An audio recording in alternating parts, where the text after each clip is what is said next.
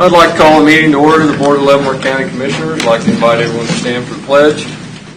I pledge allegiance to the flag of the United States of America and to the republic for which it stands, one nation, under God, indivisible, with liberty and justice for all. I'd like to begin with a moment of silence, please.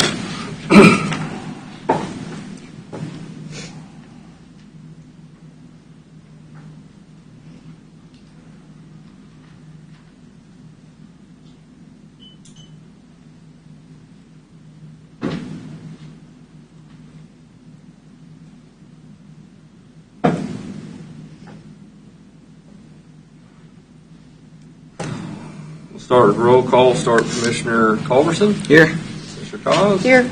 And Commissioner Smith is present. Commissioner CHIMKE. Here. And Commissioner STIEBEN. Here.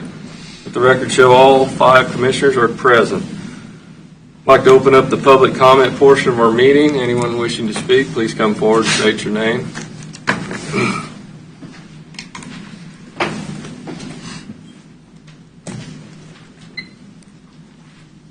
Hi, my name's Stacy Schmidt, 17322 Golden Road. If the special use permit for Kaw Valley Sand is to be untabled this morning, once again, the public is requesting an evening meeting on the date that you've decided, and that be part of the motion. Thank you. Thank you. Anyone else from the public wishing to speak?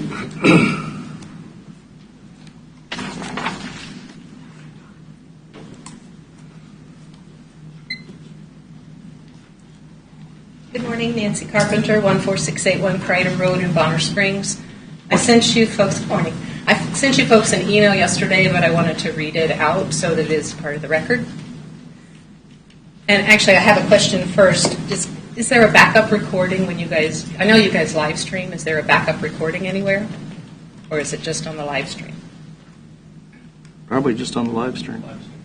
Okay. The minutes of your January 15, 2020 meeting do not include a record of the BOCC's conversation with Mr. Van Peers and Mr. Loughery about the approximate 60-day notice period promised to the public with regard to the Linate Sand Quarry proposal. From the YouTube recording of that BOCC meeting, I have transcribed some of that conversation. The recording's audio is poor, as you will find if you go back to listen. The timestamps I give are approximate to help you find the comments. My transcription is the best I could do given the choppy recording. At approximately 26:30, Commissioner CHIMKE, in response to concerns raised by Sarah Williams. Once it's final, the announcement is made, you'll have 60 days. At approximately 60:40, Mr. Van Peers, in response to Commissioner CHIMKE, when brought off the table for a date certain, it was garbled, new notices, garbled again, new postings, garbled again. Roughly 60 days from when you take it off the table. Once you have a package of documents, you can make an open record and make it available to the public. At approximately 30:39, Commissioner Smith wrapped up the conversation, telling us, as the staff said, once everything is final, there will be a 60-day public hearing notice, approximately was added by Mr. Van Peers and Mr. Loughery. The public felt reassured by this conversation, as we knew that once documents were finalized, they would quickly be made public. A date for a public hearing would be set, notifications would be sent, and we would have approximately 60 days to prepare for that hearing. Mr. Van Peers implied that untabling would start the 60-day period, making one think that documents would be final before the proposal was taken off the table. On January 29th, 2020, Kaw Valley presented a thick spiral-bound book of documents to you. If those are the final documents, we are all in favor of you untabling the proposal. Final meaning nothing new is added, no changes are made. These are the documents that will be reviewed by the BOCC and the documents upon which a decision will be made. If, on the other hand, Kaw Valley and the county staff plan to continue changing the documents, negotiating terms, adding content, you are obligated to leave it tabled. By your own conversations, the approximately 60-day public notice period does not begin until all documents from Kaw Valley are finalized. Thank you. Thank you. Anyone else from the public wishing to speak at this time? Good morning. Morning. Kevin Otterman, 14683 158th Street. Same topic, sand pit. If you're going to untable that today, my concern will still be that you don't have the proper infrastructure to support the ask. So you're still routing on a chip and seal road. You have blind driveways there. You have no shoulders. And I don't know who. One of the questions that ultimately needs to be answered is the proper maintenance of this when you add 80 to 125 trucks a day. Who's paying for that? Are we asking the taxpayers to pay for that? Thank you. Thank you. Anyone else wishing to speak in public comment?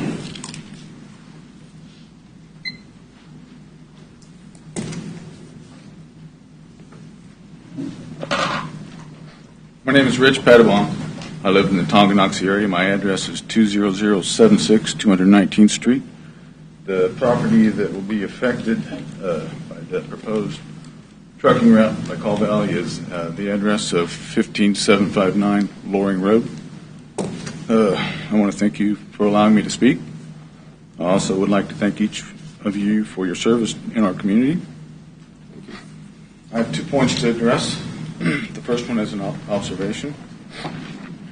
I worked for 35 years at several different surface mines, sand plants, in the Kansas City area. Some were pit operations, others were river operations. In every case, in almost every case, the hauling around to and from the sand plant was in a commercial area. In one instance, it was through a residential area. That was in Randolph, Missouri. In my opinion, you can see the impact in Randolph today. The trucking route proposed by Call Valley includes several miles through a residential area. And my second point is a question for you. The question impacts the Call Valley situation, but it's really a bigger question. What is the vision for business development and growth in Leavenworth County? Who owns the vision? I've noticed that the residents always seem to be playing defense. Are we looking for businesses that create new jobs, add revenue, preserve the existing environment, change the culture? Don't change the culture. Attract new families, and so on. If we don't establish criteria or guidelines for what we want, we leave the door open. We leave the door open for anyone to come in. Then we are left trying to defend the status quo. If we are proactive in our thinking, we could attract businesses that are good for the future of Leavenworth County. I think that everyone here, as well as the residents of Leavenworth County, want to see the county grow in a healthy way. The question is, how do we make that happen? Thank you for your time. Thank you. Thank you. Anyone else wishing to speak at this time in public comment?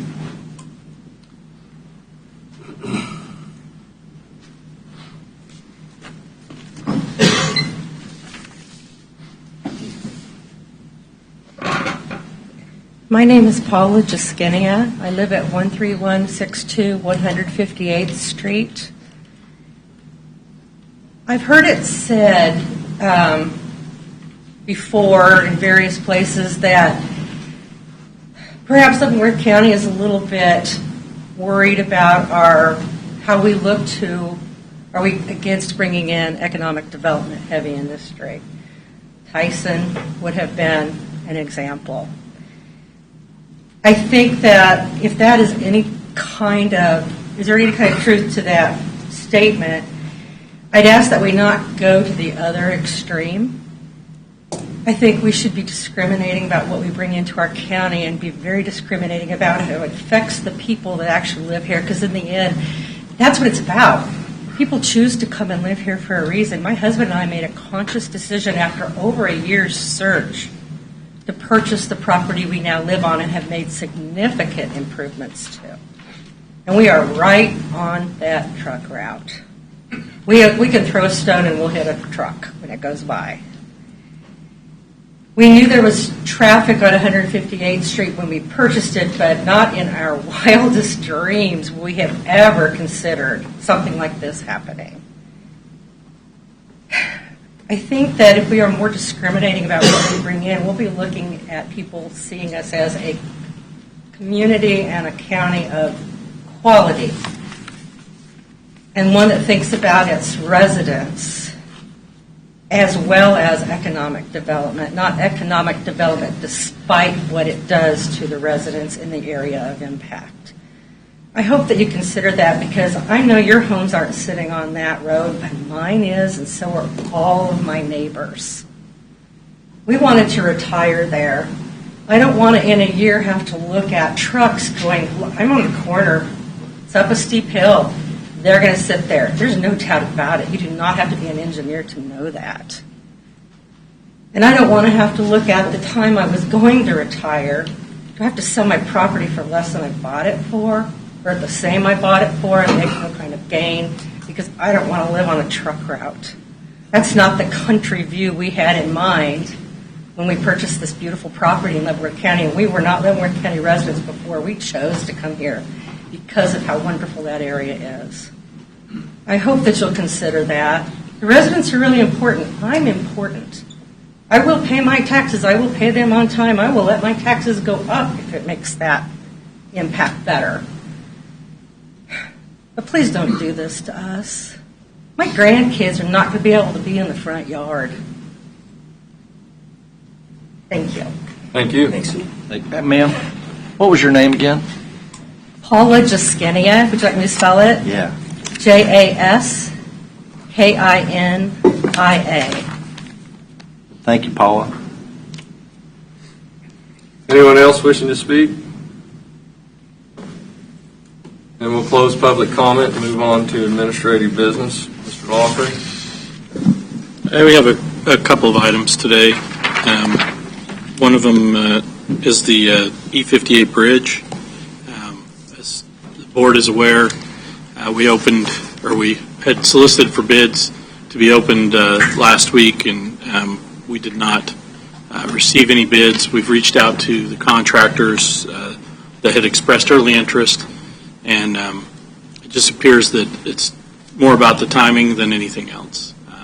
Several large projects had been let for bid just shortly before ours, and the timeline that we had with our timing on this project coincided with that one, to where they did not believe that they could fulfill the requirements that we had in our bid specs. We continue on with the project design. This was a little bit of a new process as well, which I think maybe at least one vendor struggled with. So we think within the next 60 days we'll have the project at near 100% completed design, which then we will rebid it. And we're pretty confident at that point we'll get some interested parties. But one of the things that we would like for you to consider today is one of the items that came up with this is there's bridge beams that have to be ordered, and they have a long lead time. Those are part of the design, and there's only one manufacturer of these bridge beams. So in order to help expedite the process when we do bid it, we would like for the board to consider authorizing us to go ahead and get those beams ordered, so that we can at least shorten that time frame instead of waiting until 60 to 90 days from now when we bid the project. So, and I Lauren, think we need to do everything we can to speed this process up. I was a little worried about that time frame, about having it open by August or. So there's no risk to whichever final bid or design on those beams, and if there's no risk and it's guaranteed we'd have to acquire those beams, what other material is there no risk, and can we accelerate the acquisition of it as well? I don't believe that there's anything else that would be substantially beneficial to move forward with. A majority of that is all going to be supplied by the contractor at the time, it's not going to have some sort of large back order in the sense that these beams will. With moving forward with 100% design and bidding then, that will allow GBA to get a final design on these girders completed shorter than the actual completion of the bridge design. They anticipate about 2 weeks, and then we'll be able to get out to the girder manufacturer and get that moving. That is the only thing that really has a large lead time that the contractors had voiced concern about getting on time and in place. And I know you have... It's just precast concrete beams Correct. is all it is. Yep. It's not metal beams. So it takes a while. Yeah. So I'll entertain a motion to authorize Public Works to proceed with the purchase of the precast beams for Bridge E58. Yeah, I wanted to make two things today. I wanted to bring up. One was go ahead and order the girders, because it sounds like it's not going to be an issue. If we go ahead and get them, it won't be a problem with any of the vendors, whichever one win the bid. Something else I wanted to also bring up is I want to start getting a daily report on E58 Bridge from staff every single day, because we've been really patient on this, and we've said, well, we'll give you a report every week or every 2 weeks. And I'm not a bridge builder. I'm trusting you guys to do that, but we've been patient enough. And so I want to report every single day on what's going on with E58. Even if you got to report to me, we didn't do anything today, because that's kind of my point. I want to see how many of those days there are. How many days, well, we just didn't do anything today. We were waiting on a phone call, or we were waiting on somebody to get back with us, or whatever the case may be. So from starting today, I want to report every single day on E58 Bridge from staff. And then the motion I'd like to make is to go ahead and order the girders. Okay. Well, I just want to say, I understand your frustration, but there is absolutely no control that staff had over the fact that there were not And I'm any. not I'm just saying blaming that I that get needs it. to be made very clear that I get there it. was zero control. Sure. And I'm not blaming over- staff. I'm just saying I want to report from staff every day so I can see what the vendors are doing. If they didn't do anything today, then I want that report today. Oh, they didn't do anything today. Is that part of your motion? Two separate motions, I guess. I think, Commissioner, I can understand your frustration and you're wanting to be as up to date as possible, but I don't think that's a very realistic request, honestly. You're wanting us then to contact every vendor who's involved, so it'd be GBA right now, but then if we bid it, it would be the contractor as well. So you want staff every day to contact them to respond to what did you do today. You don't have to to, then, you don't have to contact them every day. well, that's the only way we're going to know what they did that day, because really at this point Otherwise, it's I will not. not be doing anything. Yeah, it's not us. It's not us. So we'd be contacting them every day, asking them what Maybe that's what this will what take. percentage That's of the not drawing. reasonable. Yeah. And I don't think Really that isn't, Jeff. expedites the process. I mean, All I know is this bridge has been shut for 2 years. This is getting silly. So I think we've established a timeline from the get-go. We were hoping that August 1 would be an opening date. It doesn't look like that's going to happen. I can't go down to these contractors and force them to bid on a project they weren't comfortable on. So that's the frustration with it. But Yeah, we were asking contractors to bid on work that they didn't know exactly what it was going to consist of bidding on. I mean, that's kind of a tough, that's a huge request, and I can't imagine any contractor saying, oh, well, give me a figure on building something because we don't know for sure exactly what it's going to be. I mean, just... I get it. I get all that. But my point is, I don't think we're putting this on the front burner. I don't think we're spending as much attention on this as we should be. This should be priority number one. We have a bridge that's I agree broken, it's a priority. and it's a 15-mile detour for that community.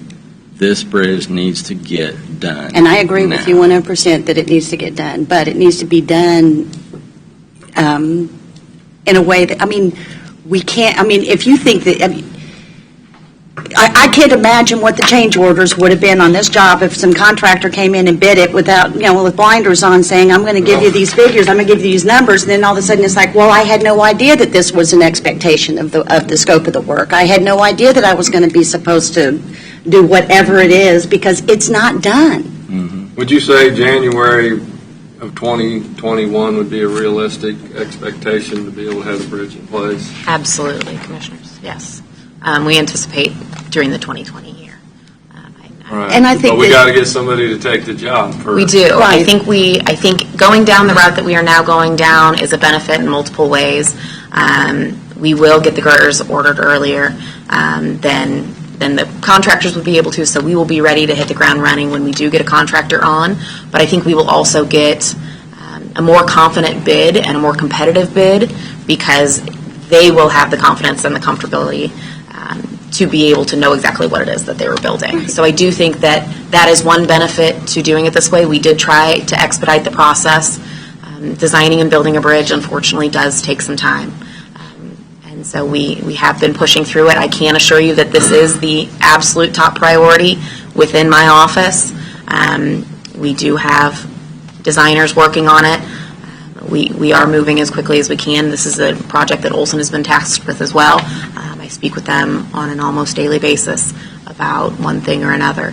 And so this is absolutely a top priority within my office, because you are correct, there is a bridge down.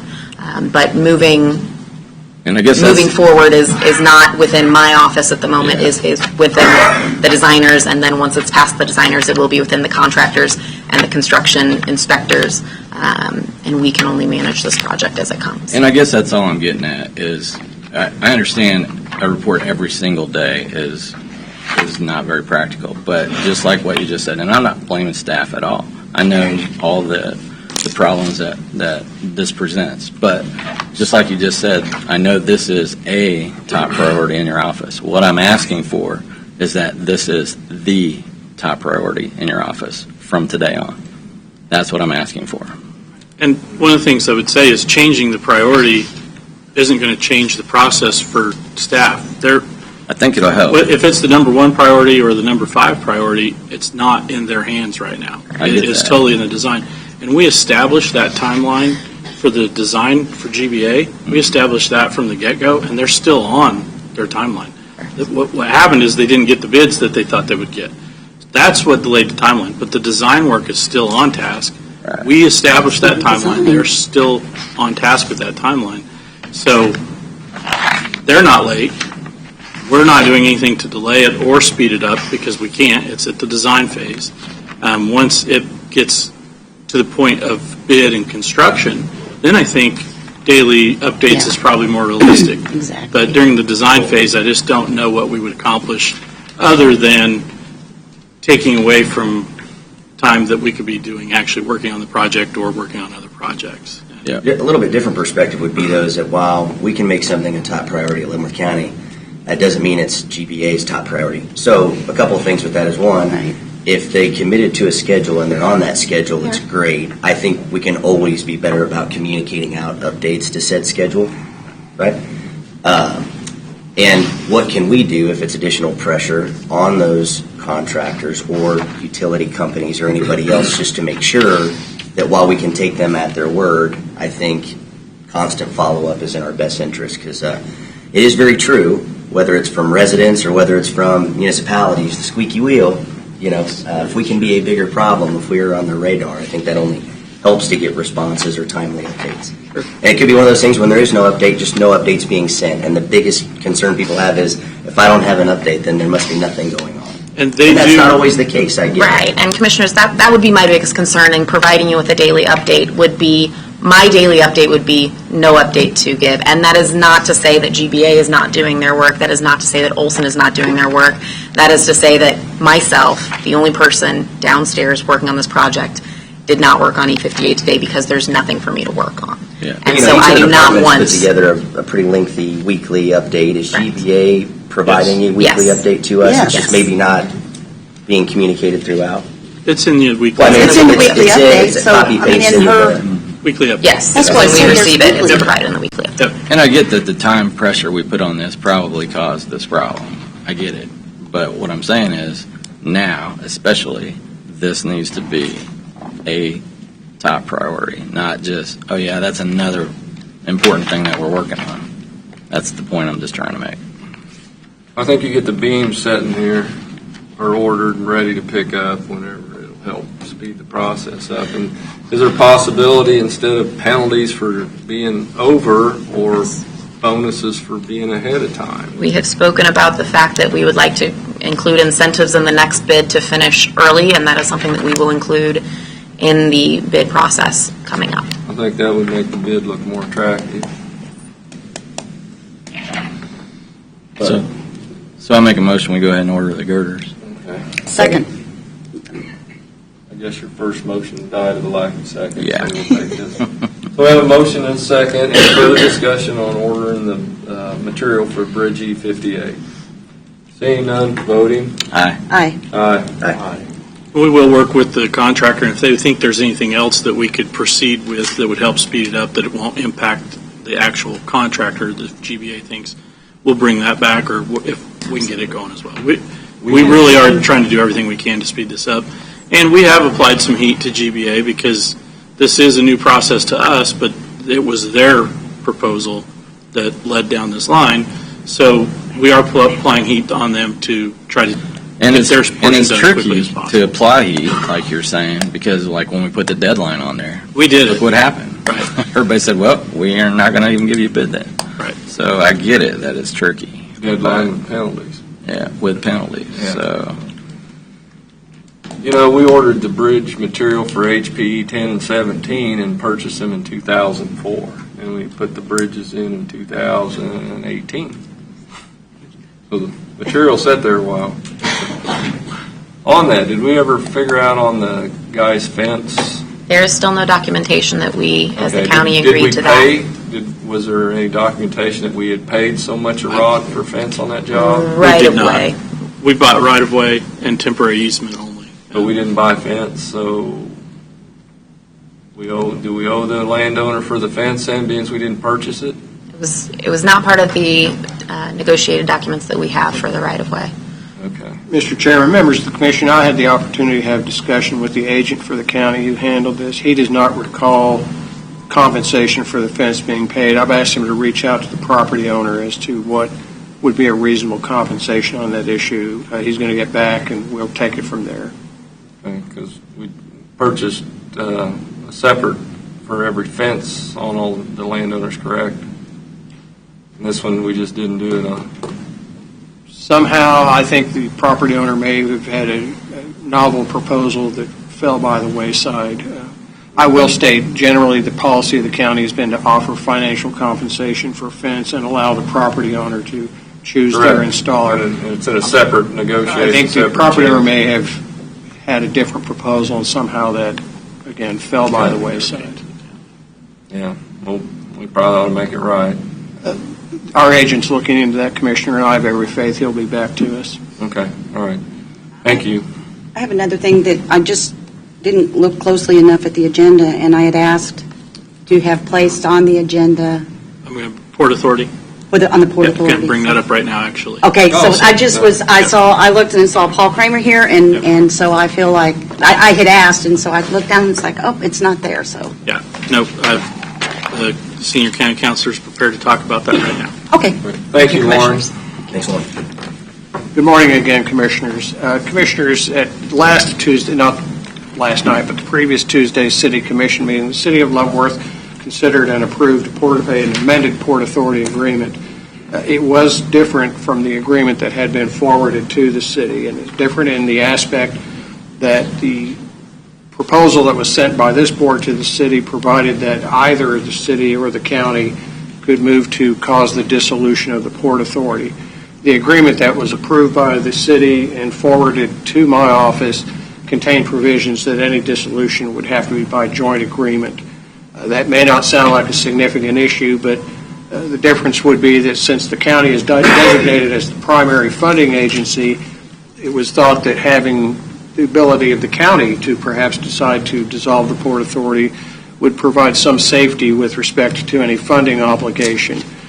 My concern is by making it joint and the county being designated as the primary funding agency, there could be some future legal obligation imposed upon the county to provide funding to an agency that it, quite frankly, the then sitting board did not feel was in the best interest of the county.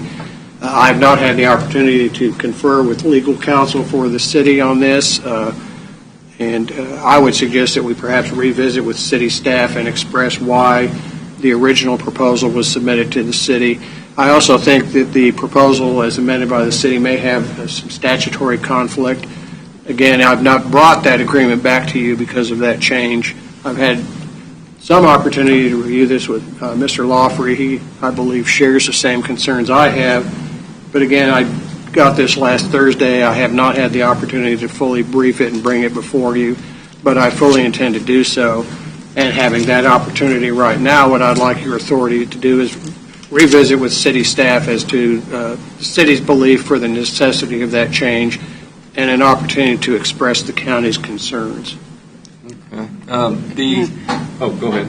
Would it be all right to, I think that we have the city administrator interested in kind of giving some of their rationale, so. I think one of the other things that we were a little, the reason that the language is in there is the current agreement from 1969 includes that same language that either party can dissolve it, and that's why we left it in this proposal as well. And that's the way the legislature set it up. And I believe the language is in the legislation says pretty much the same thing. And we think that's, on our side of it, we believe that's what's in the best interest of the county. And when you say we're the funding mechanism, it's not like we can identify a certain portion of a mill or something to fund it. It has to be our economic development account that we would pass through money to the Port Authority. Well, Commissioner, you have your general powers to fund any worthy project that came to you through the Port Authority. Again, the change that was made by the City Commission, I believe, and it was done, I believe, at the time of the meeting, we've been in lengthy conversation with city staff over the last year and a half. There's no reason to believe those conversations can't continue to be productive. But again, the change of making joint dissolution rather than elective dissolution by either of the parties does have some impact. I was not anticipating that change being made by the city, but it was, and I'd like time to discuss it with city staff before bringing the matter fully back to you. Okay. So can I ask a question? How long have we been working on this Port Authority agreement? Since before you came on this commission, Commissioner. It's been 9 undergoing months? discussion, several years, actually. Oh, several years. Yes. Well, that's my concern, is that these things tend to just get kicked down the road, and then we never, ever resolve it. Commissioner, I'd offer this hope. I think the can's at the end of the road. And I think you would be presented with an option of either agree or disagree in a relatively short period of time. Well, thank you, because I think then we were going to proceed to discussion on maybe doing a little something different on our economic development funding, and the Port Authority was going to possibly be a vehicle for that, but until we get this resolved, we can't do anything. Commissioner, I don't think we want to confuse the two either. I think there's been a lot of conversation about how unique and a differentiator that can be for our county and our support of it. I think the idea has just been to expand upon and make sure we have the fullest representation we can of the county. Right. So. And Commissioners, again, I'd like to emphasize the city has been a partner in this discussion. This was not, I'm certain, designed to be some kind of a surprise, but it was not something that had been anticipated, and I'd like the opportunity to discuss it with city staff before a fully final agreement is brought back to you. Okay. Thank you. Any other questions of the Senior County Counselor? Consensus? We're good with that? Can we let Work for you, Paul. When Paul says Yes. We'll make sure you're here and you look very nice. I want to. and not at the parade. Yeah, I'd like to echo Mr. Van Pers's comments. It has been a lengthy process, but a good process. I think I was here about a year ago, and we talked about the overall idea from our perspective was expansion and inclusion, formally introducing representation for Tonganoxie, Basehor, and Lansing, formalizing that into the agreement. And so I think we've gotten there, and we're good there. We just had, and I did want to just give you, we had a letter from the mayor of Lansing supporting the change to the joint dissolution. I think our just concern was the whole idea was, and it is again our fault, you did approved the agreement that we had sort of agreed to in draft. It's just one of those things where you look at an agreement so many times and then you think, oh, okay, that it's better if both agencies have. So I'll just leave a copy of the letter from Lansing supporting the change. And again, I think Mr. Van Paris is right from our end too, where I think the can's at the end of the road and we can continue to work through this and maybe get some resolution soon. And I will say that the Tonganoxie City Council meeting, at their meeting, they also adopted that. You asked for a letter. Supporting the change. Right, supporting the change. Yeah, we wanted to reach out. You know, from our perspective, we could see these entities for the first time formally putting somebody on the board, and the city of Leavenworth doesn't like it, and we could dissolve the entire Port Authority. Now, the county could defund it, which essentially dissolves it, but at least the entity remains solvent. So that's kind of what our thinking was in making the change. All right, thank you, Paul. Thank you. Thanks for coming.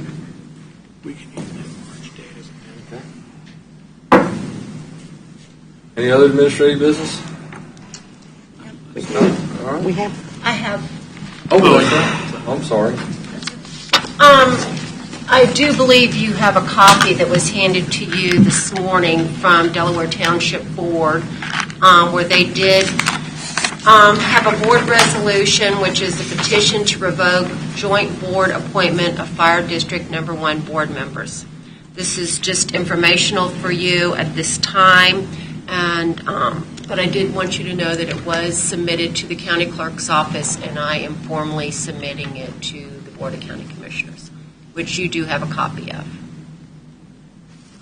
Are we going to need to have a work session to go over some of this in the near future, because there's some legal issues that I think need to be answered? One or two, Commissioner. One or two work sessions, or one or two One or issues? two legal issues. Okay. I think you were provided with the letter this morning, and then also maybe an email from a concerned party as well overnight. Obviously, staff hasn't had a chance to review either of those. I think maybe what might be appropriate is if you would direct, I'd like to assign work to somebody else, so the senior county counselor, to look at what the options are as far as what's been brought up by both of those. I think that's.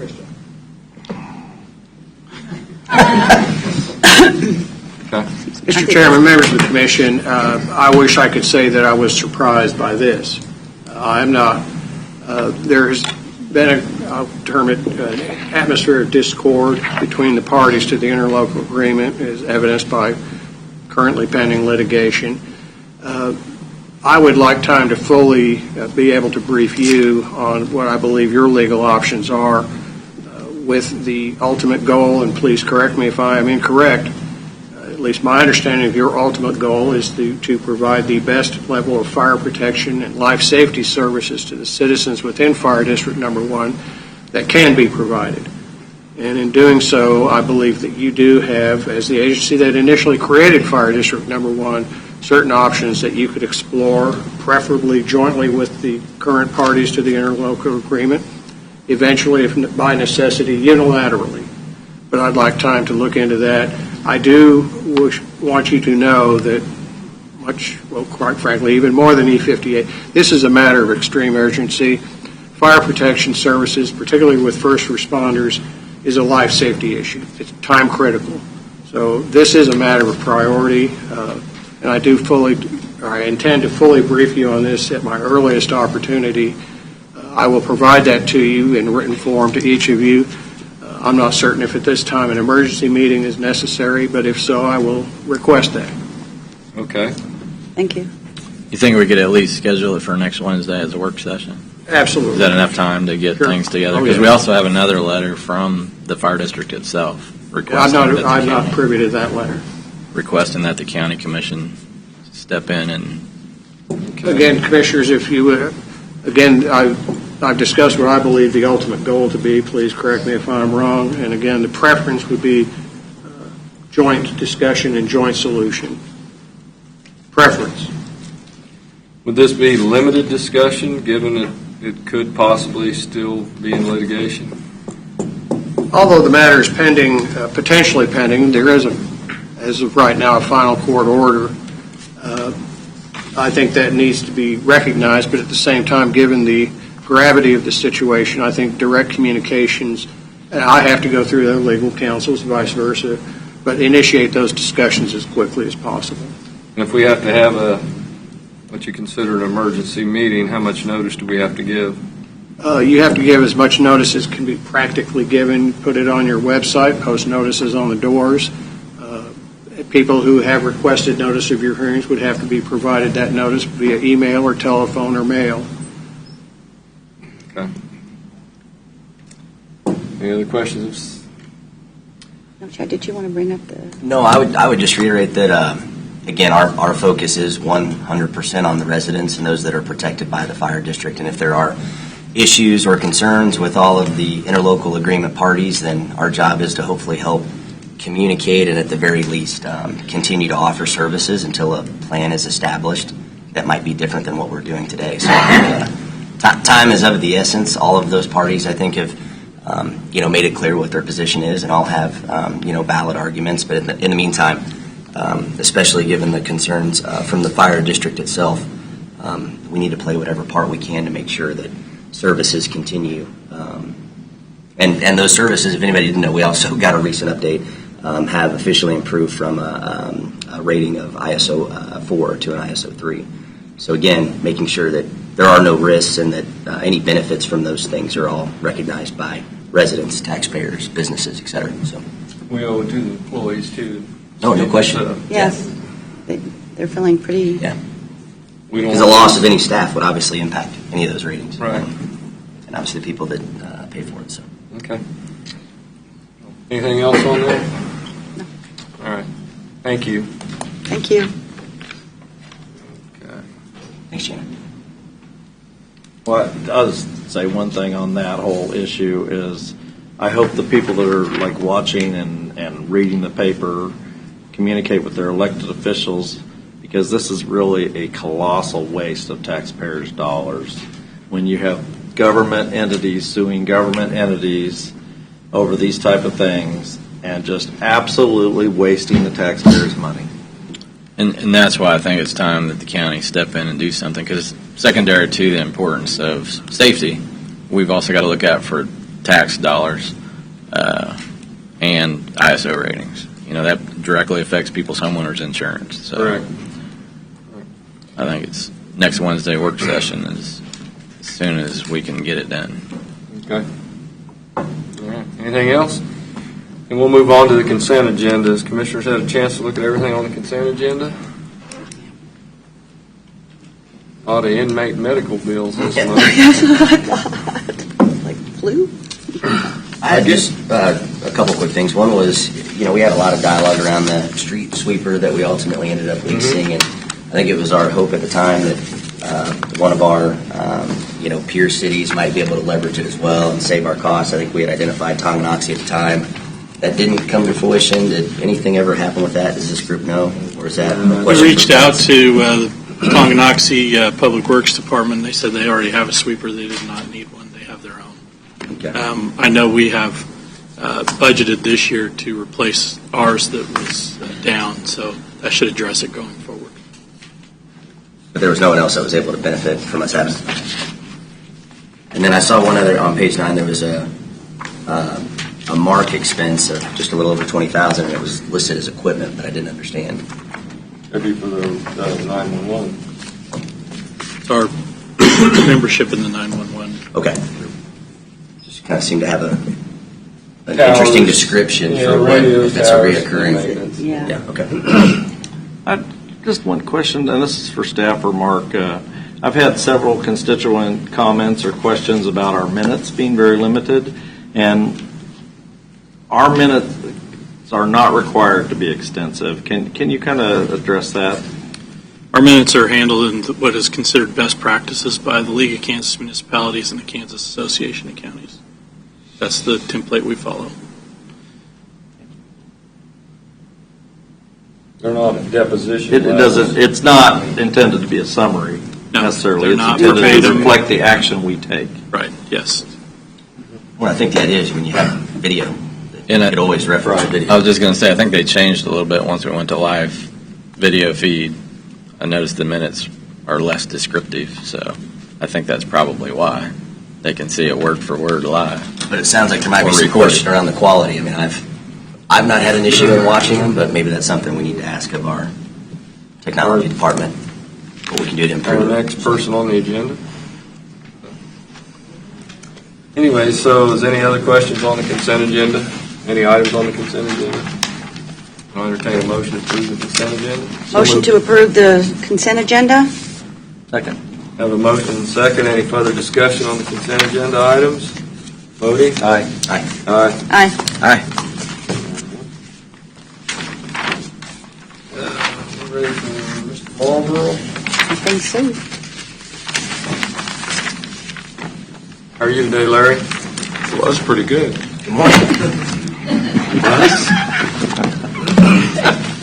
Good morning. Good morning. Are you going to the parade? I am at the parade. I go on record as I tried to get us closed down, but somebody wouldn't do it, said the board meeting was too important. Here we are. Yeah, when you give a public notice that you're going to have a meeting, we I gotta won't be drop there. any names, but yeah. Do you want to discuss the RFQ first, or do you want to go ahead and, you segued with a question Whatever you would about like a to minute ago. discuss first. About audio at a commission meeting? Oh, so that was some feedback we got this morning. I don't know if you were already here I or was not. here, Okay. yes. I know that we've had a little bit of dialogue about what we might be able to do even from like a telephony situation. So if somebody did have to dial in, or you'd have the ability to interact with and hear with everybody that's sitting on the commission, whether it's planning and zoning or county commission. I don't know if we made that a priority or not, or it was just a discussion point. But I haven't been working on that particular aspect, but I believe it was 2 weeks ago, was it 2 weeks? Had an audio issue during the board meeting. Right. The first, I think, 40 minutes, it was cutting in and out about every second or two, and then it cleared up on its own. But kind of like getting a flat tire while you're driving down the highway, we can't come up and replace a camera in the middle of a board meeting. So we saw it happening, but we could do nothing about it because you were live. The backup recording, which we do make one every Wednesday from 9 to 12, was the same because the audio problem was before the camera. So your backup recording had the same audio as your live recording for obvious reasons. So after the 40-minute mark, it cleared up and was fine after that. We removed the camera later that day. I think you had a work session that afternoon, so we came in after that. I have a second camera identical to this one. This is not the camera that acted up 2 weeks ago. We switched them out, got this one working, and then I've been working on the other one. So we do have a spare tire. But naturally, we're not going to know it's not working right until it stops working while you're having a meeting. You know, everything breaks when you need it, not while it's parked. So unfortunately, it's possible it could happen again at some time. But for the most part, we've had rather good success with the recordings being reliable, the audio being intelligible, I believe anyway. I agree. I agree. So for the most part, we're all right. But you are going to have hit and miss problems. I can't guard against that unless we start running multiple cameras at the same time. But then we increase our expense, and I'm not even sure how we would live stream 2 live streams so you could pick A or B and see it from 2 different perspectives. I'm We'd not have to get sure. some sponsors like the Super Bowl is. Well, yeah, we would need to get some sponsors. Yeah. And I think we need to acknowledge Commissioner Smith for having even brought to the public the recordings and the live feed of the Board of County Commissioner meetings, because prior to that, that wasn't available for the residents of Leavenworth County, and and there's no statute that says that they have to be recorded, and we enjoy doing it for Well, I the just public. think it helps our people So at people work. understand that, right, that Well- have the ability to see what happened that day or within that week. But just that, I just want to recognize and thank Commissioner Smith for bringing that along. Long before I got here. Well, I couldn't take off and go to all the meetings. Right, I just wanted to thank you for, Well, I appreciate that. Larry, Yes, sir. as far as there was a discussion of the maintenance of those old recordings, where do you maintain those, or how are they maintained? Well, I keep a copy. In your office? Well, on a server. But On the server. Indefinitely. We have, going back to when did you get an office, Doug? 17. 2017, then I guess it was around May. About March. Yeah, the first recording, I think, was 1st of May of 2017. So I have all those recordings since the beginning, and they're still sitting on YouTube, as a matter of fact. It took till May to get it. I mean, if you're a glutton for board meetings, you can watch them all from the beginning and binge watch and catch up on how we got here today from May 1st to 2017. Get your popcorn out. Yeah, so that ought to be some good viewing. So thanks, Larry. Appreciate Netflix could be one of our sponsors. Yeah. But I appreciate also you getting that all put together and and available for the public, so. I think it's been pretty useful, frankly. And then You've sound had quality. far less requests for recordings through a FOIA or whatever, open records. It's all right there, so you don't need that. And you got the sound quality worked out, the mics are picking up really good. Yeah, I I know was directional. listening to you. As long as we point them every way except the way Doug's is. Well, yeah, It I picks gave up ways on up correcting perfectly. Commissioner Smith on where he points his mic. It's fine, Commissioner. Yeah, Can since you hear it? they're You directional. can, but if you pointed it at you, it would work. Yeah, they're even better. directional. Like, there you go. There Now you go. you're in business. There you go. He didn't want to tell you that. It's a very directional microphone. Okay. But Yeah. we can hear you. You've been coming Yeah, through since all you- right. Yeah, and you got them right on the edge of feedback. It So- does, yeah, you'll get a little ring every now and then, but, But you maxed them out, so. we tinkered with it, and it'll all change if you guys should change members. That will be bad, because then we'll have different voices, and the microphones will have to be tweaked again, so I would encourage you all to get reelected so that we don't have to resync all these microphones. I'll second that. I mean, that's a good reason, right? We'll keep that in mind. Well, it's good enough for the house band. So I guess now we're ready to talk about the Yes, sir. website design and replacement. The RFQ was prepared and is ready to be released. I come before you to provide you the opportunity to modify this document before we set it out, and to see if you had any concerns or changes or anything else related to this project. Don't think so? Don't think so. I say we get it sent out. Okay, well, I'm ready to set it out, a 30-day window roughly, and we'll see what kind of responses we get. Okay.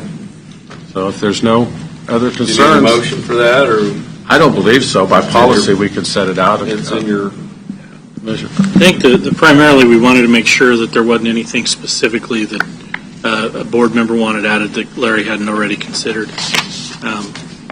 It's typically we wouldn't bring RFQs to the board before they go out, but in this case, because of the nature of it and the request that we've received from the board, we wanted to give you all an opportunity to provide feedback. No, So- I'm just excited that we're getting the RFQ put out and that we're going to, Just takes time, right? Yeah, I know. Time and money. That's Time right. and money, like everything. That was great. Thank you, Larry. That's all I had. Thank you. thank you. you're ready for planning and zoning?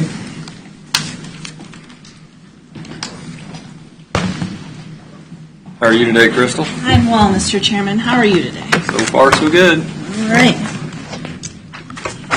Good morning, Commissioners. I have before you a request to approve Resolution 2020-07. This is a resolution to approve a rezoning request from the RR5 zoning district to the RR 2.5 zoning district. Staff was supportive of this rezoning. It's located near the northeast corner of 182nd Street and Stillwell Road. The property directly adjacent to it is zoned RR 2.5. Staff did have some concerns. There's not currently water available to this property. Staff has mentioned these concerns to the applicant, just knowing that any further development of this property is going to require the extension of water lines, of course. But you can see the water tower from the property. Right, it just doesn't go quite to the property. Okay. The Water District has indicated that they have the ability to service this, again, just knowing that there is still some work that needs to be done as well. Staff recommends approval of this. The Planning Commission also recommended approval with a vote of 8-1. The applicant is here, will answer any questions you may have, and this is a public hearing item.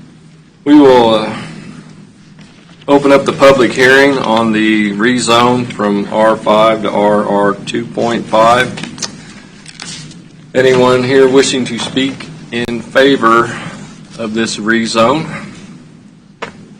Morning, Commissioners. Morning. Eric Surveying, 315 North 5th Street. Just here to answer any questions. Staff was supportive, got approved. There was a concern about the water lines. and I just want to, if for some reason 5 acre lots are put on here, if it's ever developed into a plat, a subdivision or whatever, they would still have the ability to go on well if water isn't available. So that's, just want to make that statement, but everybody will support it. Good answer to the question. You're saying if they replat it, or if they plat it to 5, they can do wells, but if it does a 2.5, it cannot have 2.5 wells. requires water system. Yes. Okay, and then with the water tower being right there. Yeah, don't see an issue in it. Yeah. Just want to clarify that. Okay. I had on the map of the new comprehensive plan that's being proposed, what do you recall what the zoning classification of that parcel would be? Unfortunately, I do. Would it be the same? I think the whole southern part of the county was RR5. Right, so, and that's going to remain that way. So we would still need a change, even if that wasn't in place. Yes, it did seem to be the best use of that area. And I don't know if the rest of the commissioners got a letter from the city of Linwood. Apparently there's going to be a new school there, or they think there's going to be a new school there. They're asking. Down the road? On K32 in Stillwell. So, but Although I was at Linwood City Council last night. they do not support it. Well, they said it's, They do not support it. statement from the mayor was it's not a done deal, in his opinion. Okay, So- but it was far enough along that that they sent a letter in opposing it. They're not happy with it. Well, I'm sure they would like to have the school in their town. Absolutely. For clarification, that this application has nothing to do with that. That's correct. I understand that. But any other questions, Mr. Herring, on this? I know the area well, right, close to the Tri-County Club. Water seems to be a lot of water's available. I still Hard surface. maintain we road. need to stick with what we have in our policies and zoning and all of those things, because every time we deviate, we open up the door for. Yeah, I think even our conversation last week, when we talk about contiguous or adjacent, Right. this I'm just- falls in all those same lines of conversations. But if it's in the new one, it's still at 5. If it's in the new comprehensive plan and it has R5, then. I don't think it does. I think we talked about 2.5, but It's on hard surface. I thought we were saying anything on hard surface would be 2.5 in the new comp plan. Well, we And- didn't.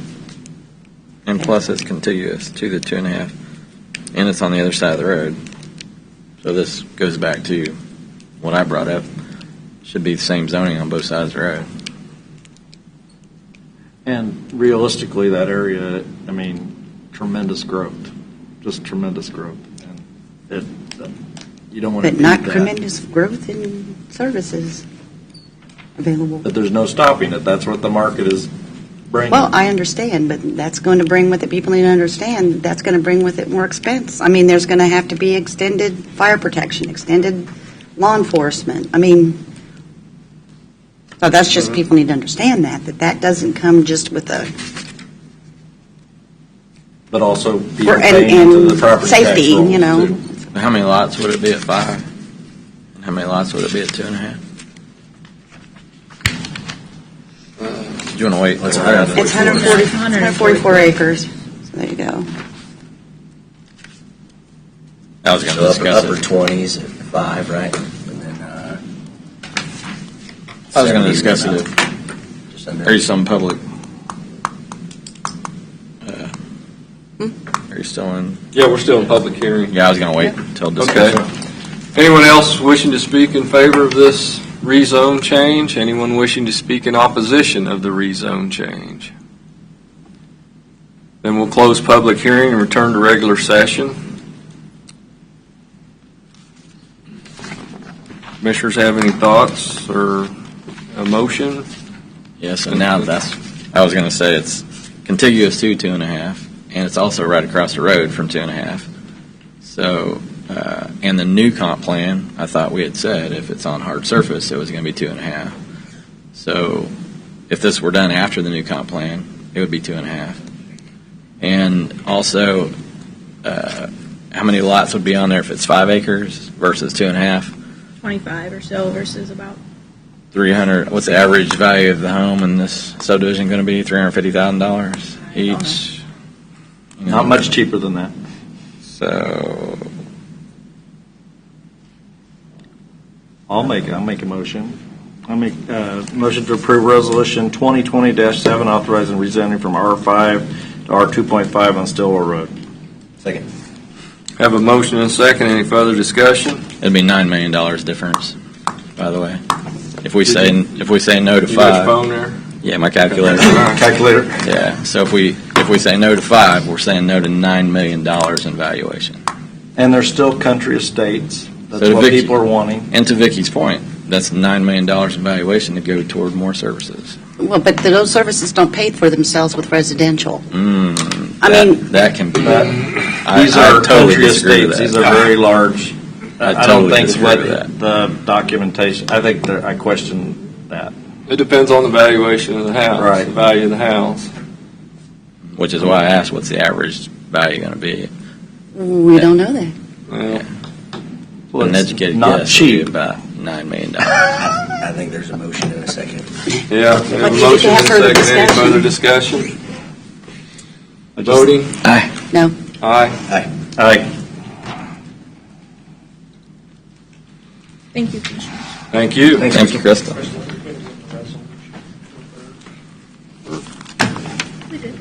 Pretty much all. Oh, Crystal, before you get up, I just had one question for you. Did the Planning and Zoning Department receive this document?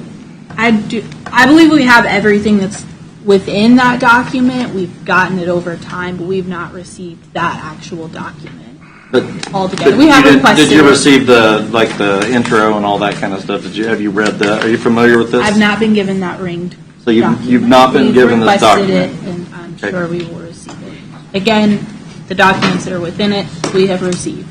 Right. I mean, you're talking about like the traffic studies and those type of things. But as far as their The final compilation. their summary here at the front, the executive summary, you've not read that. I think it's hard to comment on whether we've received it or read it if we haven't received. She hasn't received that, so she doesn't know what's in it. Right. So until she gets it, So you have not received it. That was the point I was making, is you've not received the document in planning and zoning.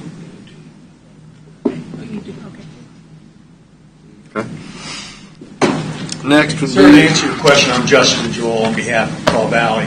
After we presented that pamphlet to the commission last Wednesday, Mr. Van Paris asked for an electronic version of that document, and we sent that to his office, I think, on Friday of last week. And that was at my request, actually. And he probably could have disseminated that to the other departments, but I don't think he knew that was his responsibility to do. I don't know who it's been distributed to, but we did send it back down to the county at the request of Mr. Van Paris. But you did not provide it to public, to the planning and zoning department. All the documents that are set forth in there have been previously provided to the Planning and Zoning Department, and we've had numerous discussions with Crystal and her department about those documents, and with Mr. Olson from... That's right, but I was discussing with her this morning some of the things in here, and she was not aware. So that's the only point I'm making. all right, we're going to consider a request from Lenape Sand Quarry to untable. Commissioners have any thoughts or discussion on that? I guess my question would be, so at the request of the applicant, that's what has driven this conversation and it being on today's agenda, and Mike brings up a great point. My question is just that if staff doesn't believe, if they think there's any documentation whatsoever, or there's still a version that's in question, or it sounds like we maybe received the virtual copy last week, if that hasn't been disseminated to planning and zoning and the commission and staff, and therefore you guys have had a chance to make any type of recommendation to take it off the table, I would struggle with taking it off the table, even at the applicant's request. Again, it's my understanding that Kaw Valley last week provided you all with all of the documentation that in a nice handy binder. We have, I believe, received, aside from an executive summary, everything that is in there. I cannot say that certainly, of course, because I have not been given that binder yet, but it is my understanding that we have received everything that is within there. Olson has reviewed the traffic impact study. We've had numerous comments and letters that have been, exchanged back and forth on items that we needed clarification on the traffic study and such. So, if Mr. Van Paris But you really have no way of knowing. I can know at the end of this meeting, Mr. Van Paris, I'm sure, will give me that jump drive, and I will download it on my computer, and we will know for sure. But when the most recent traffic study that we received was January 9th, I believe that is a traffic study that is in there. So there's not been anything else submitted since then. So when you talk about any exchanges, though, and feedback that we've had staff with, say, Olson, can you update us as to where that commentary or documentation is? Because I don't think all of that was probably packaged up by the applicant. No. So like last week when this came up, when the applicant asked you to take it off the table, the comment that I made then is still true today, and that is we have not reached a final agreement that both sides have signed off on. We have a proposal to them on how we think the best way to proceed is. They have some responses back. That doesn't mean we're not working towards them. It just means that we haven't come to a final agreement on this is how it's going to be. Staff's recommendation is out there. They have an opportunity to review it and decide how they want to go. I assume by them initiating the request to have it taken off the table, they believe they are either at a point where they will agree with us or we're at an impasse, but that's where it is. So if you're asking, your question was, do we think we have everything so that we can proceed? No, I don't believe we do from a staff's perspective because we don't have an agreement in place. That doesn't mean that they're not just going to say we can't agree to your terms and they want the board to consider it. I'm just saying from our side of it, from staff side, we do not have a formal agreement that memorializes anything that we've discussed. I have a legal question. If we agree as the commission to take this document off the table, I'm not sure if this document's even what we put on the table. We actually put on the table the Planning and Zoning Commission's decision was to not recommend approval of the project. Then we tabled that. So we didn't really table this. But if we take that off the table, then does this document then become the proposal that will be forward? I mean, we're going to be notifying this 60-day notice. Will this become the proposal that will then come before the commission in 60 days? Is that what we will be looking at, or are we still within that 60 days going to be looking at the proposal could change or the proposal could be modified, or where are we at on exactly what we're going to be looking at? We have no proposal before us right now. Mr. Chairman, members of this commission, at a prior hearing, the application of Cow Valley Sand and Gravel was put before you, having gone through the Planning Commission. This commission voted to table the matter for additional study with respect to the road impact fee to be assessed, inclusive of that how to handle the roads, as well as the traffic safety issue. Those were the two primary issues. To my knowledge, those issues, as of today's date, remain unresolved as far as staff recommendations meeting the requests of the applicant. That's my understanding. Cow Valley was, and I appreciate it, kind enough to send to me electronically that document Friday.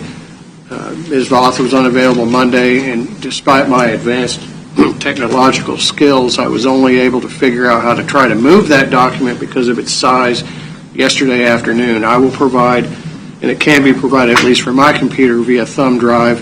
I'm certain somebody with even far more advanced skills than mine could probably figure out how to send it electronically. All of that being said is I do not believe in Mr. Joel is present as legal counsel for Cow Valley Sand and Gravel, that is intended to be an end-all and be-all document. I believe the parties understand that there are outstanding issues to be resolved, but again, that's just my understanding, Commissioner.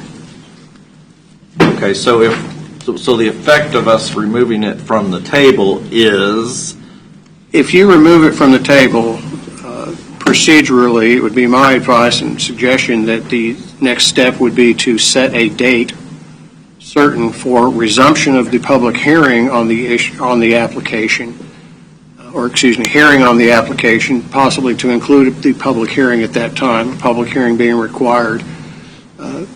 Appropriate notice period would have to be given. It's been suggested that a 60-day period might be appropriate.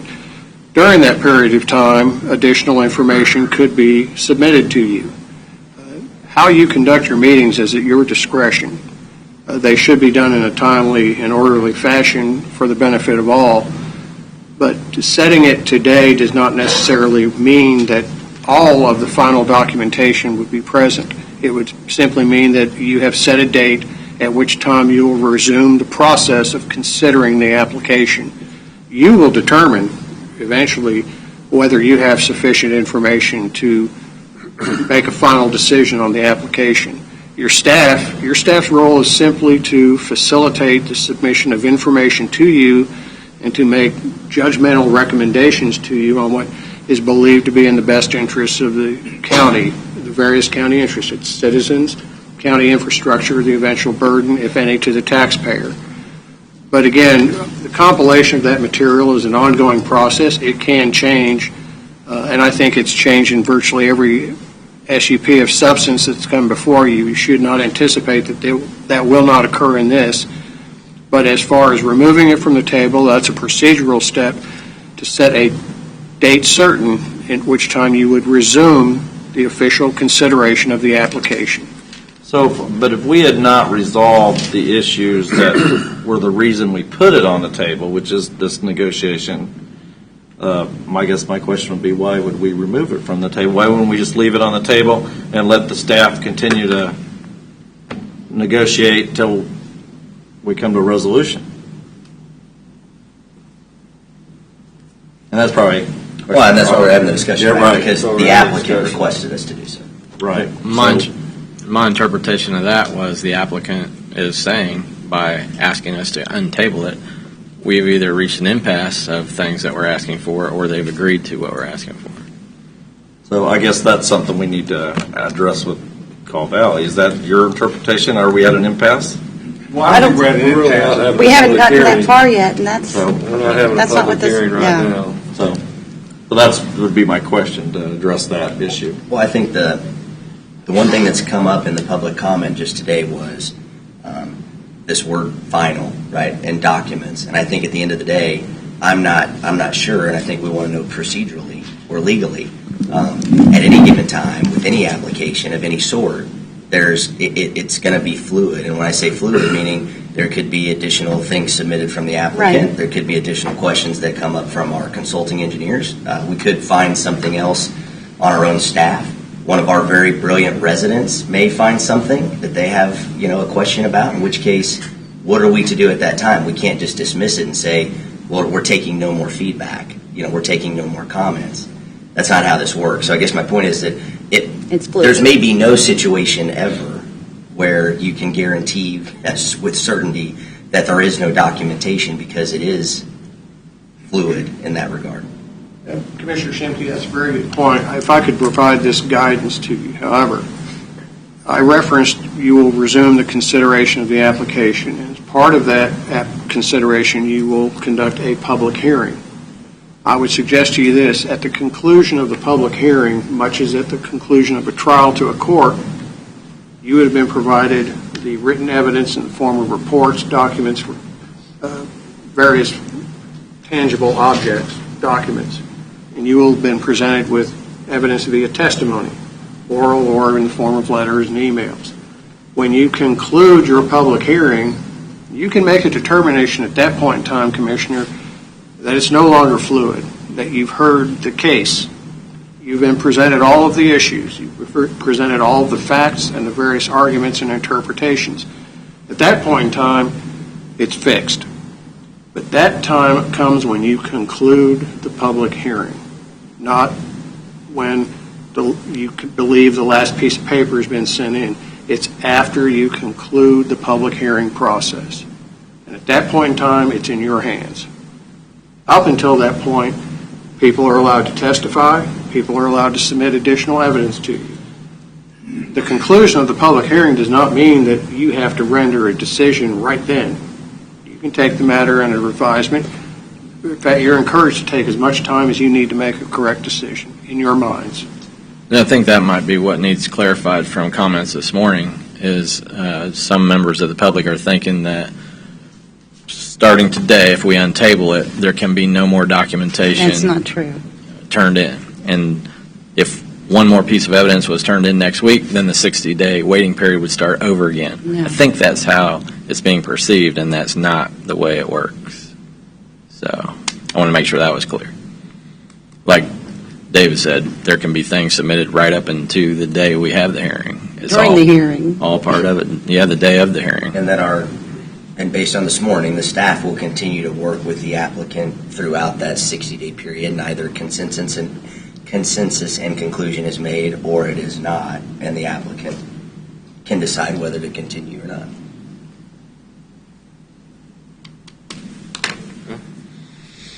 Any other thoughts? So from a process standpoint, like this document, I've read the entire thing. I want to be able to question the applicant on some things in it. At what point in the process would that be appropriate?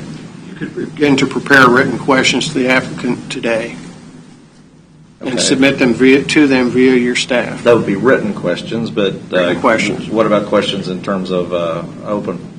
Those are probably best reserved for the public hearing process. Again, remember, there's a purpose for the public hearing. It's not some ceremonial event. It's the opportunity of the public to see what's being presented to you, to hear your deliberations on a topic, to hear what other people have to say on it. It's when you conclude that public hearing that the matter is fully in your hands. But with respect to that report, Commissioner, I think as a matter of orderly process, if you have questions, please submit them in writing to your staff, and staff will forward them on to the applicant. I would also like to state this. You receive, from time to time, public comment with respect to this issue. I would only offer that I believe it would be a better practice for concerned citizens to offer statements, what they believe and want to be considered as testimony to you in either a letter form or a direct email so that it can be made part of the record rather than just be made part of public comments. I think that it preserves their comments. Your staff collects them and puts them into the record. That's the record you will eventually be presented with. It will be voluminous, and the goal is to make it complete. But the best way to do that, just as with your questions, would be to put them in writing. One issue I have with that is we're going to vote today, or potentially, to take this off the table. But before I can decide how I'm going to vote to take it off the table, I have a number of questions that I would have to have answered before I would vote to take it off the table based on the information the applicant submitted. So you're saying submit that in writing. Commissioner, it's your prerogative at that point in time how you wish to do it. If you wish to have the applicant answer a question to you during your consideration of whether or not to move this from the table, that's your prerogative. And I think that's important because there's a number of questions that need to be addressed before we vote that way. Okay, so you're saying we could do a motion and a second and have discussion with the applicant? You could. It would not be a part of the public hearing process for the application. Correct. This is simply a procedural step. It's not a hearing on the merits and should not be about the untabling. It should not morph into that. After today, any questions that we may have of the applicant needs to go through our planning and zoning staff, not emailed questions directly to the applicant. Commissioners, I would urge that that's the best practice. I agree. So, with that being said, I'll entertain a motion. I'll make a motion that we allow Call Valley to untable the application. No, we untable. Or we untable the application. Where's that? Is that? Approve the request from the applicant for case number DV 19-008 for Call Valley Sand and Gravel for replacement of their pending request. Second. Have a motion and a second. Any further discussion? Mr. Chairman, I would suggest that you need to set it to a date and time certain. April 8th, 9 a.m., 2020. Would that give you your 60 days? Do we want to consider doing it in the evening or doing it during the day? You have a suggested date? That's the date we came up with as far as giving us. You have to remove your motion. Remove your motion. Yeah, I removed my motion. Would that be April 8th at 9 a.m.? Should we do an evening meeting? Yeah, there were some requests for evening meeting. Not a lot, but some. You think there is enough? I think a lot of my constituents would appreciate that. Okay. What time? 7 o'clock or 6 o'clock? Probably 7 would be the best. 7. I think 6. Well, people have to get off work and make it over here from southern Leavenworth County. 6:30. I understand, but there's also 6:30 an amount is of a good time to go compromise. into the night. How about when- 6:30, Planning Commission. Vicky? It would probably be a 3-hour meeting. That's what I'm saying. I think that. That's what I'm thinking earlier. It's been pointed out that on April 8th, Is you that also the have a second scheduled Wednesday? meeting of your planning commission. And the planning in this commission, very we room. cannot have a meeting on their day, so it can So be. the next week or the week before? Or The week The next after. week. Well, The April following. 15th Week is after. probably the most auspicious date in government. So. what's the date? April 15th, even that. Ooh. What? April 15th at 6:30 then? So I'd like to make a motion that we approve a request from the applicant, case number DV 19-08, Cobb Valley Sand and Gravel, for placement of their pending request on April 15th, 2020 at 6:30 p.m. Second. Have a motion and a second. Any further discussion? Yeah, I do have some Would questions. we hear from the applicant at this time? Commissioners, once again, I'm Justin Joel. I'm here on behalf of Cobb Valley Companies along with Jessica McKinney, also counsel, and we have Dan Hayes and Zach Copeland. We're here to answer any questions that might be posed by the commissioners. I do want to say that the documents is constantly in flux. I mean, there's never a final set of documents because there's always requests made by the Planning and Zoning Commission, and we comply with their request to provide documents. We've been working with them very diligently to try to move this project forward through that process, and we will continue to do that. I want to make it clear that I believe, except for maybe the executive summary that was in front of that pamphlet that you received last week, every bit of document has been sent to the Planning and Zoning Commission for review. We've received comments from them, as well as from Olson Engineers, that we provided prompt responses to. So all that information has been compiled and submitted to the Planning and Zoning Commission. Okay. So if there's questions you have about our request or anything we can answer, either myself or Mr. Hayes or Mr. Copeland or Ms. McKinney can try to give you a response. I just had one, and it came from in public comment last week or week before. It talked about groundwater, and that is addressed in the 404 permit and the stormwater pollution plan. Am I correct on that? That addresses anything to do with groundwater and possible contamination of groundwater? And all approvals that were required, the governmental approvals have been received. That's correct. That's what I'm getting at. And their plans have been approved. That would be the two spots through this document that was addressed, correct? Okay. So along the same lines, there's approval here from the Department of Agriculture Division of Water Resources. As part of the conditions of that approval, it says, I won't read the whole thing, but it's point number 1. Well, the approval grants no water rights nor property rights, nor does it authorize any injury to private property, invasion of private property, nor impairment of senior water rights, nor does it exempt the applicant from obtaining consent from appropriate federal, state, and local government. My question was, did you consult or have a visit with the Lenape Drainage District in this process? I do not believe there was any direct communication with the Lenape Drainage, but I don't think that was required as part of the process to get their approval was necessary. There was various government state approvals that were required, which were obtained and were submitted to the Zoning and Planning Commission, and we have copies of those that we will present at the, if this gets untabled, at our public hearing, because once again, we did receive every public and governmental approval that was required. But that would be a local government entity, correct? The Lenape Drainage District is a local government entity. Correct. But I don't think it was there, from my understanding, in talking to the Planning and Zoning Commission, that approval from the Lenape Drainage was not required. That's your understanding from Planning and Zoning? Yes. Did you address that with them? Commissioner, to be completely honest and frank with you, I did not know that the Lenape Drainage District existed until 3 weeks ago. So you did not receive communication about the Lenape Drainage District? To be fair, KRYSTAL was not involved in that process as intimately. Several months ago, I think it was Michael, what was his? Spickelmeyer, who we were dealing with more directly and so forth. And he's in public works. Guys, but we were dealing with him. We were dealing with Mr. Jeffries as well.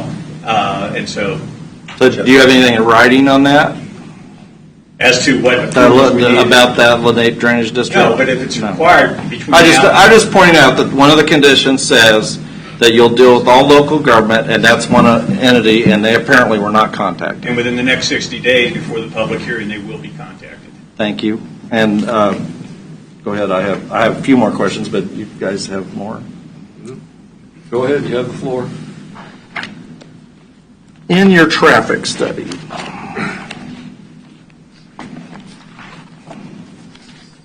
on page 5, and I won't read much of it, but I just will read a couple items. It says, given the area's agriculture and large residential lot character. That's on page 5. On page 6, in the end of the paragraph, it says that you're recommending reducing the posting of the speeds along the road. And the reason that the engineer's recommending that the speeds be reduced is that it is the judgment of the engineer, because considering the number of residential homes along the roadway segment and traffic safety concerns cited by some of the local residents at the July Planning Commission meeting. So in your own road study, we're indicating here that it's a heavy residential area. One of the golden rule requirements is that we don't change the character of the area. Do you acknowledge that this is a heavy residential area? Mr. Chairman, Commissioner Stephen, I fully understand. I believe we may, as I said earlier, this is a procedural step. I think we may be getting into past the gray area into substantive issues that need to be resolved at the time of the public hearing.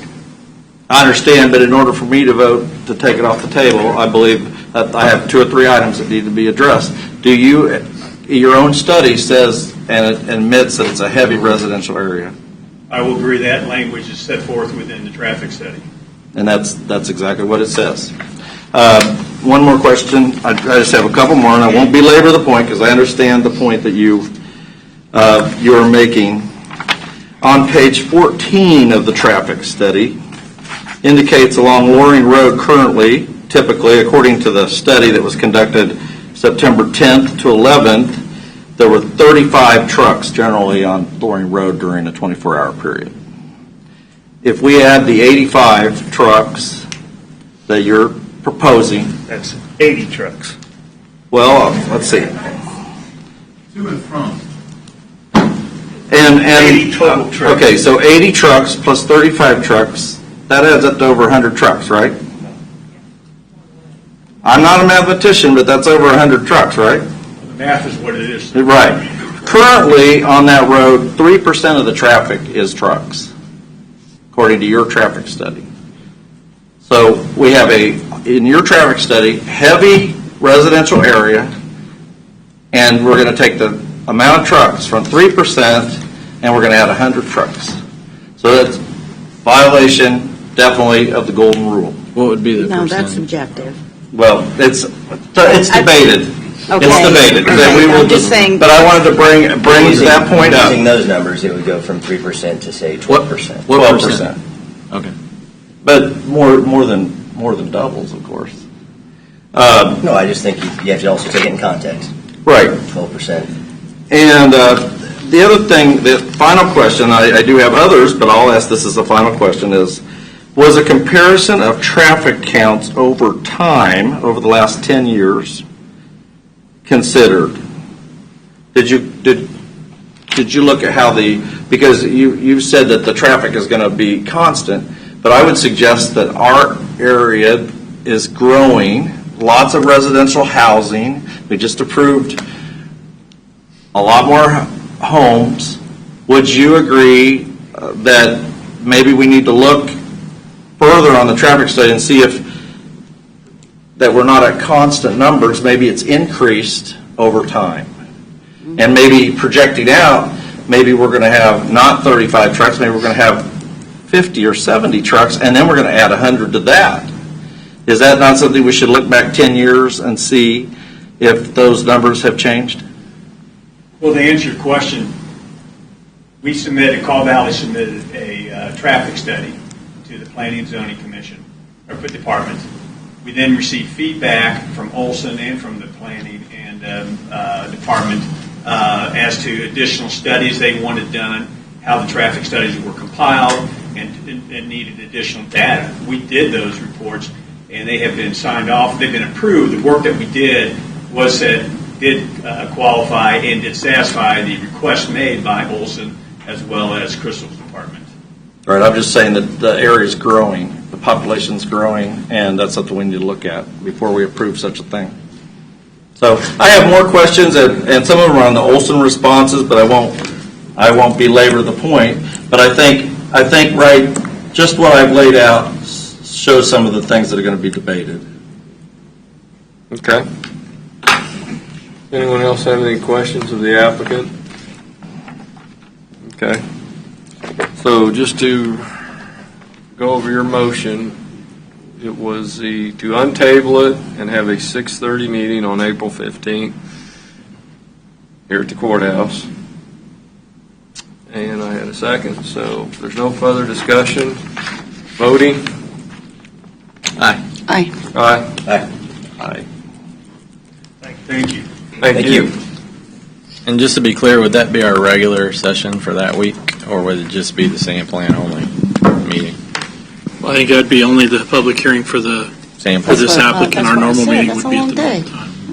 Yeah, on top of that. Yeah. We'll have to order pizza that night. I'm going to have to Yeah, plenty of time to eat. I'll have to miss my Baker City Council meeting that night. Hey, you got signed off though. I do, because they're the second and the fourth. I thought I had one tonight, and I talked to the mayor. I said, I'll see you tomorrow. And he said, no. I said, oh, we get a break, because 5 weeks is January. I said, anyway, so we're going to have to... Thank you, guys. Thank you. Are we We're going going to have to take a recess, correct? You can start your work session. We're not going to do executive session? Oh, well, we got to clock. Oh. We got it spelled out. Yeah, we can take a recess, take a break. 5-minute break. 10 minutes, 10 minutes at least I have to use the restroom. I mean, of course you do. And you also brought in... Too much information.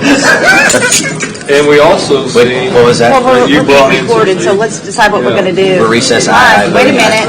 We're going to take a 15-minute Mike. recess. Let's just. Okay, we returned from our 10-minute recess. Yep. That's why I said we. Is Chad Well, close? he's not here. We can.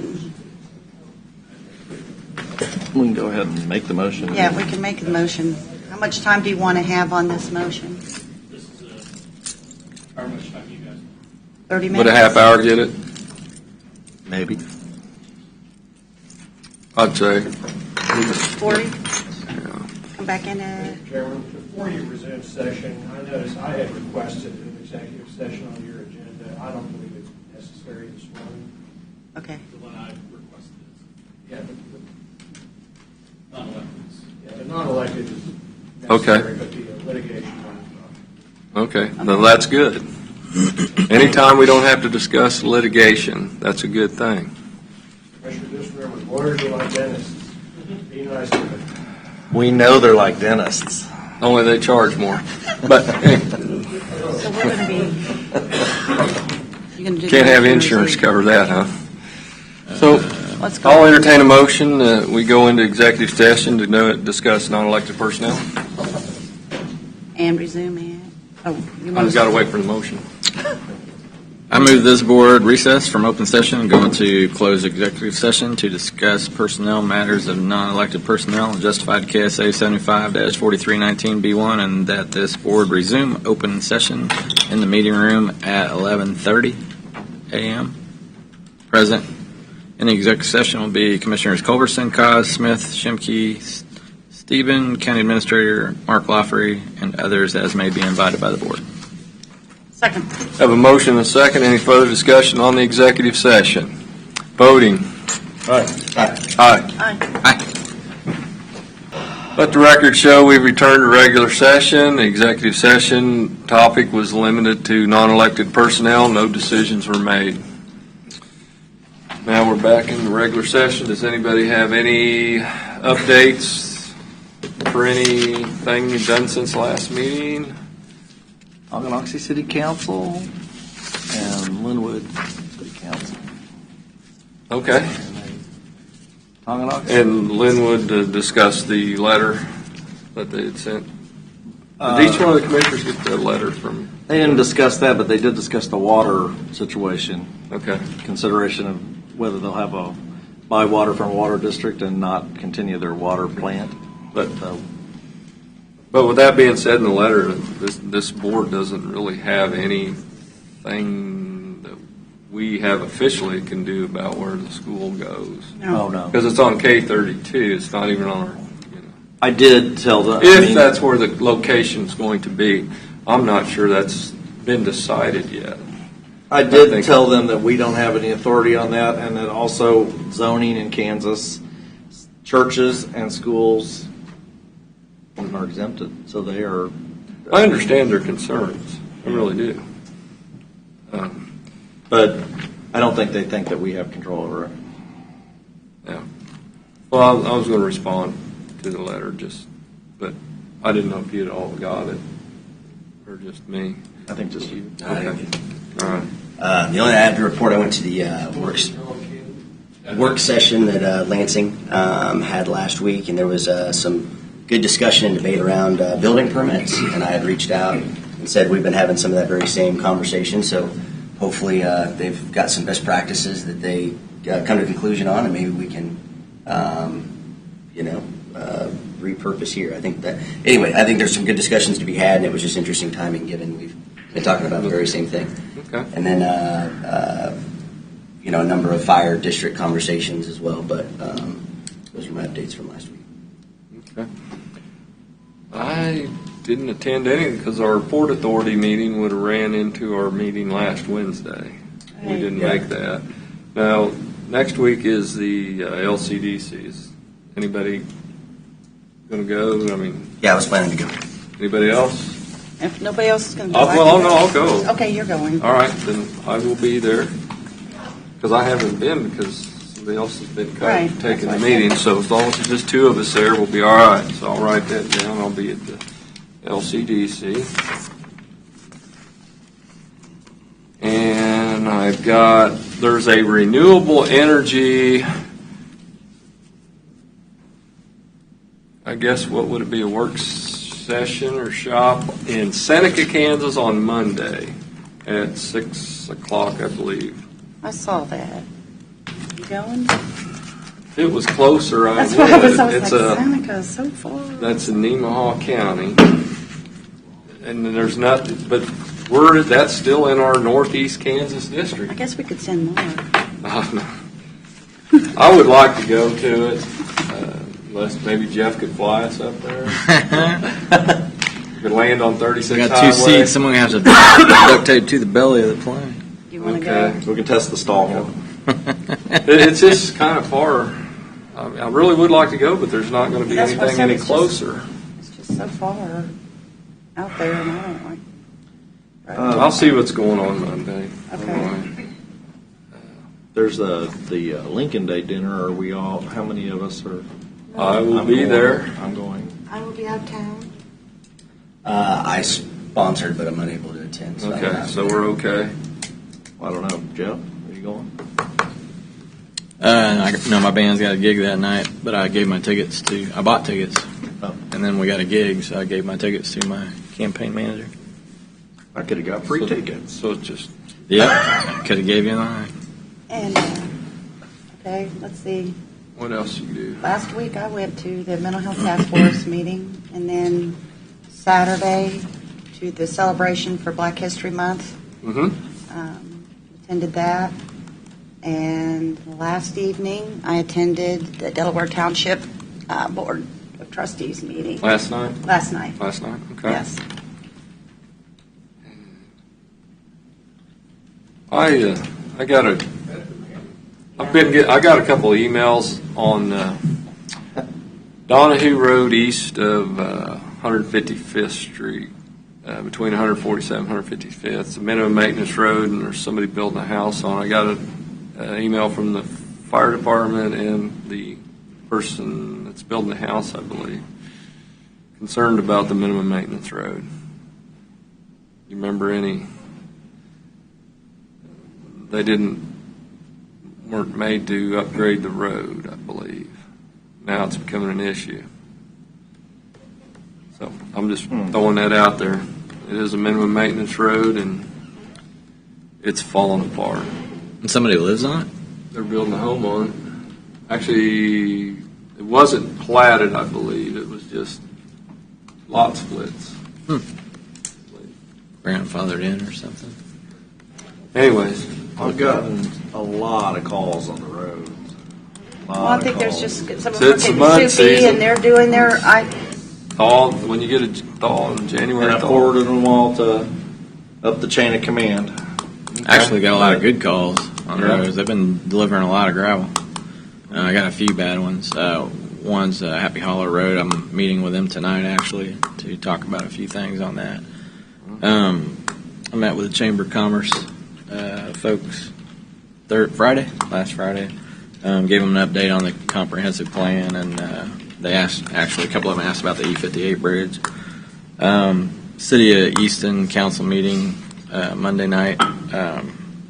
Talked about the stop signs. They're going to move around some stop signs, and they're actually on streets that are split by the city limits, half streets in the county, but the half that they want to put the stop signs on are actually in the city limits. So we talked to Public Works about helping them with that, but they're actually in the city, so we don't have to do traffic studies or anything. They were asking about cost sharing on Cemetery Road. That's a gravel road that goes up the hill to the big cemetery in Easton. They were asking about possibly cost sharing with the county on that road, so I'm working with Mark and the Public Works on figuring something out there. And there's a bridge on that road that they actually asked about naming. It's E20. It's a new one. Yeah, it's a nice bridge. That was probably the last one before I left. And so some people in the community got together and would like to name that bridge after Helen Edmonds, one of the local people there that's done a lot for the city. So there's an application process we're going to have them go through for that. And then the FEMA lots, I was going to show you guys this map. You might hand it down. I only had one map. There's 3 lots that FEMA did a buyout back in 1993, I think. It'd probably been after that. They're in, from the flood, I guess, it initiated the project. It takes a while to get through the process. And so those 3 lots are actually in the county's name. Once FEMA does a buyout, they deed them to the municipality that controls that area. So since these were not in the city limits, but they're contiguous to the city limits, but they're out in the county, so they put them in the county's name. One of them is the water wells for the city. So they asked if we could deed these lots to the city, and then they would annex them into the city limits. So I was working with a guy at FEMA. He said there should be no problem since they understand, since they also have some FEMA lots that they understand they can never be deeded or sold to anybody. So That guy retired, though, so now I'm dealing with the new people. But I just want to run this by you guys, that it's okay that I continue to work with FEMA to get these Leavenworth County FEMA buyout lots deeded to the city of Easton. One of them, like I said, has the city water well on it, and the other two, they're working on a solar project for renewable energy program, and so they would want the other two lots to put those solar panels on. So if it's okay with you guys, I'll continue to. I'd say we don't need it. Yeah, before it continues. That way we don't have a liability. Yeah, no problem. Yeah, one of them's got some debris dumped on it, so that would be their issue to keep it policed and cleaned up instead of us. Yeah, sooner than later. Okay. Anything else? Just two quick things. As Jeff was talking, it reminded me. So the city of Lansing did also talk about they're doing a study, traffic study specific to Gilman and potentially the implementation of another stoplight. So when you said stop sign, that reminded me stoplight. And so what's one more? Well, there are a lot of traffic in that area, obviously, and so they're looking at what type of grants. An R-cut came up as well. What would make sense? Sounds like Parallel is going to an R-cut. They're going to get an R-cut, right. Yeah. So there was a lot of debate around that, and then just real quick, Councilman Garvey got sworn back in, so congratulations to Councilman Garvey. So I left those two things off on my update. Okay. I have one more thing is, we had a town hall on the County Road 1, and apparently George from Tonganoxie, the city manager,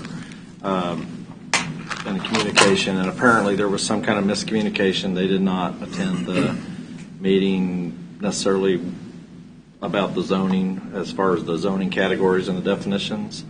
So George is reviewing the proposed definitions, and they will decide if the city of Tonganoxie will address a letter to planning and zoning asking them to have a meeting and conform our zoning categories to the comprehensive plan of Tonganoxie. So that's kind of in the works. They're reviewing them, and I'm not sure how that all fell through the cracks, but we want to make sure that those definitions are compatible. The Tonganoxie Coordinated. so that we were, I think we had Rocky there, but. Well, this was earlier, wasn't it? This would have been when This would have been before the comp plan. This would have been the County Road 1 rezone. Oh, okay. Well, actually, this would have been during the rezoning process when they were coming up with these definitions. Which I don't know, when did you come up with these definitions? Within the last 6 months? Yeah. You mean the allowable usage? Or No, the new zoning categories. Oh, it's been a year. So that was already. Right, that's why I was. Right, but. Well, it hadn't been quite a year yet.